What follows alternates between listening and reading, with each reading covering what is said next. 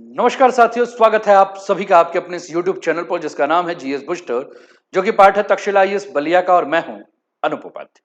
साथियों, एक कप चाय और हिल गई साउथ एशिया की ट्रेड पॉलिटिक्स। नेपाल के चाय को जो है वो बॉर्डर पर रोक दिया गया है। भारत ने सख्त टेस्टिंग नियम लगा दिए हैं। काठमांडू में इस बात को लेकर तनाव बढ़ा है, लेकिन फिर अचानक भारत ने एक यू टर्न ले लिया है। लेकिन सवाल सिर्फ चाय के व्यापार का नहीं है। सवाल यह है कि क्या भारत अपने घरेलू उद्योग को बचा रहा है? क्या नेपाल चीन की तरफ झुक रहा है? क्या साउथ एशिया में इकोनॉमिक प्रेशर अब नया जियोपॉलिटिकल हथियार बन चुका है? भारत नेपाल चाय विवाद इस बात को बता रहा है कि अब लड़ाई सिर्फ सीमा की नहीं, लड़ाई सप्लाई चेन, क्वालिटी कंट्रोल और क्षेत्रीय प्रभाव यानी कि रीजनल इन्फ्लुएंस की भी है। यह चाय की बात नहीं हो रही है, बात हो रही है ट्रेड पावर की, और आज इसी मुद्दे पर विस्तार पूर्वक हम चर्चा करेंगे। साथियों, चैनल पर पहली बार हैं तो चैनल को सब्सक्राइब करके बेल आइकन दबा दीजिएगा कि इस पे आने वाले हर वीडियो का नोटिफिकेशन आप सभी को जो है वो तुरंत मिल सके। वीडियो को अंत तक देखिएगा, उसके बाद जो भी आपके विचार है वो कमेंट के माध्यम से हम तक दीजिएगा। साथियों, वीडियो को अभी तक लाइक नहीं किया तो लाइक कर दीजिए और मित्रों के साथ शेयर भी कर दीजिए। तो चलिए शुरुआत करते हैं आज के सेशन का, और आज का टॉपिक है बालेन सरकार के अनुरोध पर भारत ने नेपाल को दी बड़ी राहत, बॉर्डर टैक्स के जवाब में लिया फैसला बदला, नेपाल की चाय और अब और आसान होगा निर्यात भारत में, नेपाल टी एक्सपोर्ट इंडिया, यानी कि नेपाल को जो है वो क्या मिला है, एक बहुत बड़ा राहत मिला है। दो समाचार पत्र हैं और दोनों के दोनों नेपाल से हैं, जहां से हमने इसे लिया है। क्लिक मांडू करके एक है जो कि लिखता है India new testing rule bring tea export to a standstill. ये 5 तारीख का न्यूज है। 1 तारीख को भारत सरकार के द्वारा ये नियम लगाया गया था, लेकिन 20 तारीख को एक न्यूज आता है जिसमें लिखा जाता है कि Nepali tea export resume after India is testing rule. तो इसी पर हम लोग चर्चा करते हैं। और चाय के बहाने शुरू हुई साउथ एशिया का ये जो ट्रेड चेस है, आखिर पूरा विवाद कैसे शुरू हुआ, यहां से पहले हम जानते हैं। साथियों, 1 मई 2026 से भारत के टी बोर्ड ने एक नया नियम लागू किया। इस नियम में यह था कि नेपाल सहित सभी देशों से आने वाले हर चाय की खेप की अनिवार्य टेस्टिंग की जाएगी। हर सैंपल को कोलकाता के लैब में भेजा जाएगा। रिपोर्ट आने में 10 से 20 दिन तक लगने लगे। इससे बॉर्डर पर सारे के सारे ट्रक जो है वो फंस गए। एक्सपोर्ट कॉस्ट जो है वो तेजी से बढ़ गया, और नेपाल के जो ट्रक नेपाल के बॉर्डर पे रुके, इससे नेपाल के व्यापारियों ने कहा कि ये कहीं ना कहीं जो है वह एक हिडन ट्रेड बैरियर है। लेकिन भारत का जवाब इस पर साफ था कि भारत ने सीधे कहा कि ये हिडन ट्रेड बैरियर नहीं है, ये लो क्वालिटी मिक्सिंग को रोकने के लिए जरूरी है, यह मिलावट पर नियंत्रण करने के लिए जरूरी है, और भारतीय ट्री इंडस्ट्री को प्रोटेक्ट करना भी जो है वो जरूरी है। और यहीं से सबसे बड़ा ट्विस्ट ये आया कि नेपाल सरकार ने अनुरोध किया भारत सरकार से कि हमें आंशिक राहत इसमें दी जाए।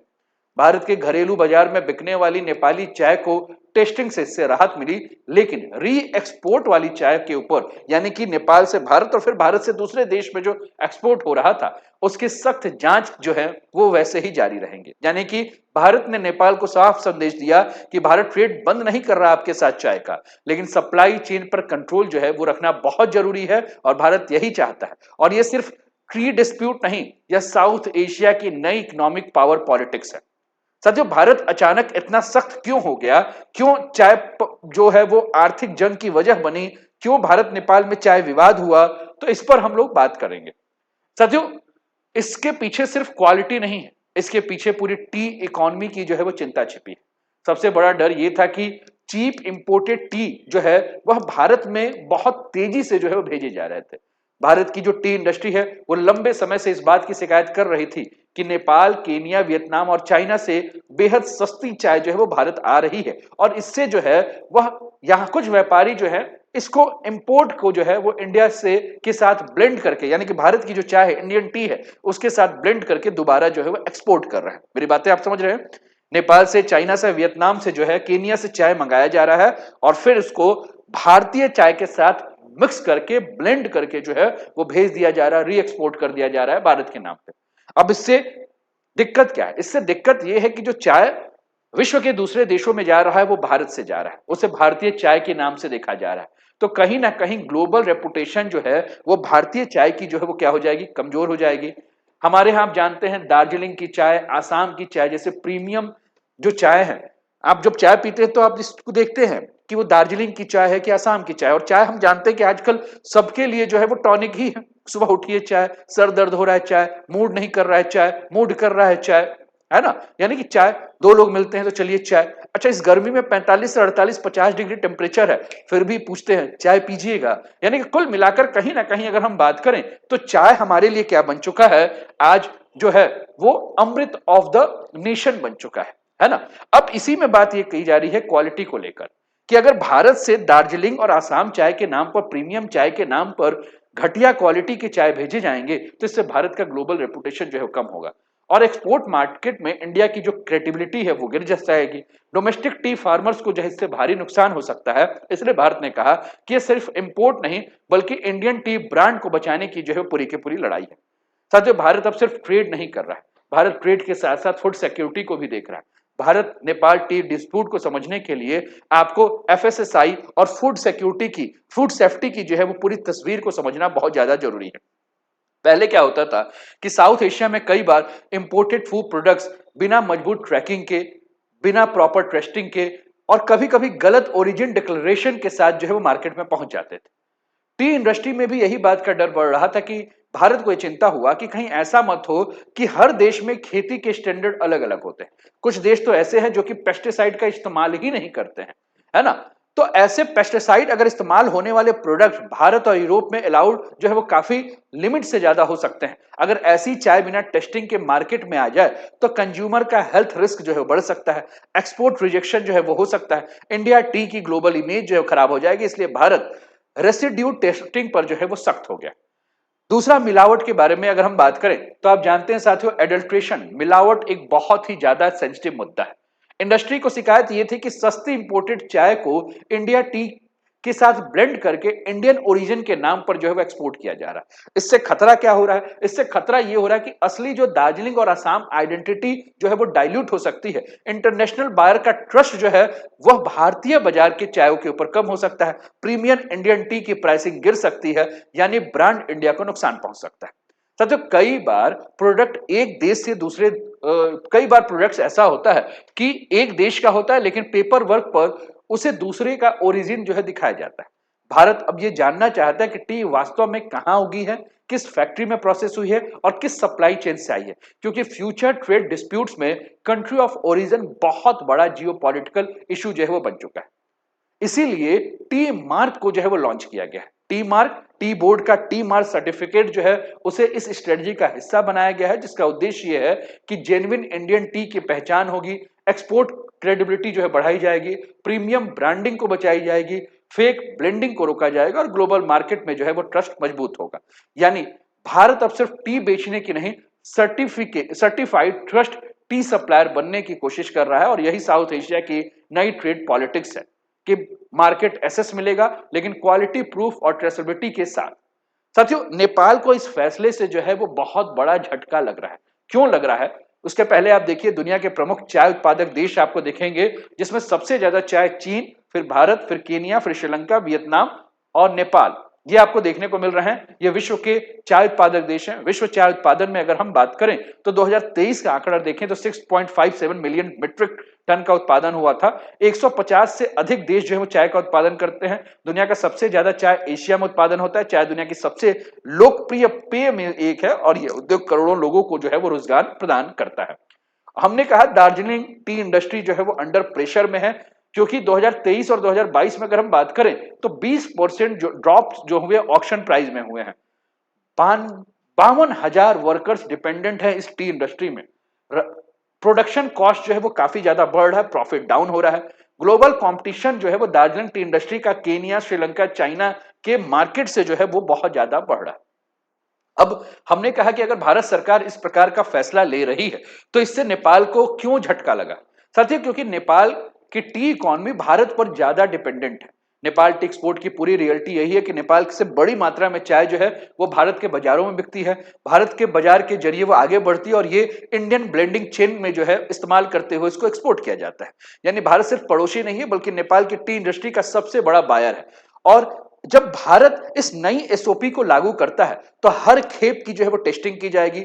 कोलकाता में लैब वेरिफिकेशन होगा, 10 से 20 दिन का डिले होगा। बॉर्डर क्लियरेंस स्लो होगा तो नेपाल की पूरी सप्लाई चेन जो है हिल जाएगी।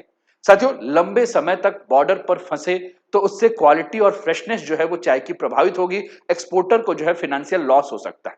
जो स्मॉल एक्सपोर्टर्स हैं उनके ऊपर भारी दबाव होगा। नेपाल के कई टी एक्सपोर्ट छोटे छोटे और मीडियम लेवल के हैं। हर शिपमेंट पे अलग टेस्टिंग कॉस्ट आएगा, स्टोरेज कॉस्ट आएगा, ट्रक डिले कॉस्ट आएगा, कैश फ्लो प्रॉब्लम बढ़ने लगेगी। इंडिया का जो मेन एसेस रूट अगर हम बात करें साथियों, नेपाल के लिए अगर मेन एसेस रूट की बात करें बात साथियों, तो इंडिया ही जो है वो मेन एसेस रूट्स है, क्योंकि नेपाल एक लैंडलॉक कंट्री है। साउथ एशियन ट्रेड में भारत सिर्फ मार्केट नहीं है बल्कि ट्रांजिट रूट भी जो है वो क्या है इंडिया के लिए। ये आपकी स्क्रीन पर कुछ चाय की क्वालिटी, आसाम चाय, दार्जिलिंग, दुआर्स, नीलगिरी, केन्या, श्रीलंका, ये सारे जो है वो चाय के कुछ प्रकार आपको देखने को मिल रहे हैं। हमने कहा फूड प्रोडक्ट्स को अंडर सिक्योरिटी जो है वो रखा जा रहा है, क्योंकि इससे उसकी क्वालिटी जो है वो चेक करना बहुत ज्यादा आसान है और बहुत ज्यादा जरूरी है। हमने कहा कि साउथ एशियन ट्रेड में भारत सिर्फ मार्केट नहीं है बल्कि ट्रांजिट रूट भी है, इसलिए भारत में स्लो डाउन का असर सीधे नेपाल टी इकोनॉमी पर पड़ा है। नेपाल में कई लोगों ने इसे सिर्फ क्वालिटी का इशू नहीं माना है बल्कि इकोनॉमिक प्रेशर के रूप में भी देखा है, क्योंकि साउथ एशिया में ट्रेड, बॉर्डर, ट्रांजिट और रेगुलेशन अब जियो पॉलिटिक्स से अलग नहीं है। लेकिन फिर भारत ने इसे पार्शियल रिलीफ इसलिए दे दी क्योंकि भारत ये संदेश देना चाहता है कि ट्रेड रिलेशन खराब नहीं करना चाहता है भारत नेपाल के साथ। नेपाल को पूरी तरह से जो है वह किनारा भी नहीं करना चाहता, लेकिन क्वालिटी कंट्रोल पर किसी भी प्रकार से भारत कॉम्प्रोमाइज नहीं करेगा। इसलिए डोमेस्टिक सेल वाली नेपाल चाय को राहत दे दी गई है जो भारत में बिकेगा, लेकिन भारत से जो री एक्सपोर्ट चेन होगा उसकी निगरानी की जाएगी। यानी साउथ एशिया की नई रियलिटी साफ है, इकोनॉमिक्स और जियोपॉलिटिक्स अब साथ साथ जो है चल रहा है। एक कप चाय और सामने आ गई है साउथ एशिया की असली जियोपॉलिटिक्स। साथियों, भारत नेपाल टी डिस्प्यूट केवल टी टेस्टिंग का मामला नहीं है। इसके पीछे हमने कहा कि ट्रेड पावर की बात हो रही है, इकोनॉमिक डिपेंडेंस की बात हो रही है, फूड सिक्योरिटी की बात हो रही है और रीजनल इन्फ्लुएंस की जो है लड़ाई है। पिछले कुछ वर्षों में साउथ एशिया तेजी से बदल रहा है। नेपाल जिस प्रकार से चीन की प्रॉक्सिमिटी बढ़ी है, भारत नेपाल रिलेशन में कई बार तनाव आया है, बॉर्डर पॉलिटिक्स और इकोनॉमिक डिपेंडेंस जैसे बड़े मुद्दे बने हैं। ऐसे माहौल में ट्रेड रूल सिर्फ व्यापार नहीं रहते, वह स्ट्रेटेजिक टूल्स बन जाते हैं। और भारत ने जो है वह इसीलिए पूरी तरह से बैन नहीं किया है, लेकिन नेपाल के ऊपर प्रेशर बनाकर इस बात को जरूर दिखाया है कि हम समझौते को कुछ स्तर तक रखेंगे। और फिर डिप्लोमेटिक जब रिक्वेस्ट आया तो पार्शियल रिलीफ दे दिया, यानी कि इंडिया ने हार्ड प्रेशर और सॉफ्ट डिप्लोमेसी दोनों का इस्तेमाल किया। इसके दो बड़े संदेश जो है वो नेपाल को दिए गए। पहला कि इंडिया मार्केट एसेस है लेकिन अभी भी क्रिटिकल है, क्योंकि नेपाल की हमने टी इकोनॉमी के बारे में अगर हमने बात किया तो हमने कहा कि इंडिया के ऊपर जो है पूरी तरह से डिपेंडेंट है, यानी कि ज्योग्राफी अभी भी इकोनॉमिक्स तय कर रही है। साथियों, भारत की टी इंडस्ट्री के लिए संदेश यही कि सरकार डोमेस्टिक ग्रोवर्स की चिंता सुन रही है, विशेषकर दार्जिलिंग, आसाम और स्मॉल टी ग्रोवर्स जो लंबे समय से चीप इंपोर्ट को लेकर बहुत ज्यादा दबाव महसूस कर रहे हैं। और सिर्फ चाय ही नहीं, कई खाद्य उत्पाद जो है वो संवेदनशील श्रेणी में आते हैं। भारत नेपाल व्यापार में कई ऐसे कृषि उत्पाद हैं जो लगातार जांच और निगरानी के दायरे में रहते हैं। जैसे चाय के ऊपर हमने बात किया, ब्लेंडिंग, मिश्रण, मूल स्रोत से लेकर विवाद है। दूसरा अगर हम बात करें तो इलायची को भी अगर लेके देखें तो इलायची भी जो है री एक्सपोर्ट होता है। अदरक की बात करें तो चीन के माध्यम से जो है वो भारत में, चीन का जो अदरक है वो नेपाल के रास्ते भारत आ रहा है। खाद्य तेल की बात करें तो तीसरे देशों के जरिए व्यापार की आशंका है। डेयरी उत्पाद की बात करें तो गुणवत्ता और एसपीएस मानकों पर सख्ती है। तो ये सारी चीजें जो है वो बात है, लेकिन असली समस्या क्या है? असली समस्या है भारत और नेपाल की खुली हुई सीमा।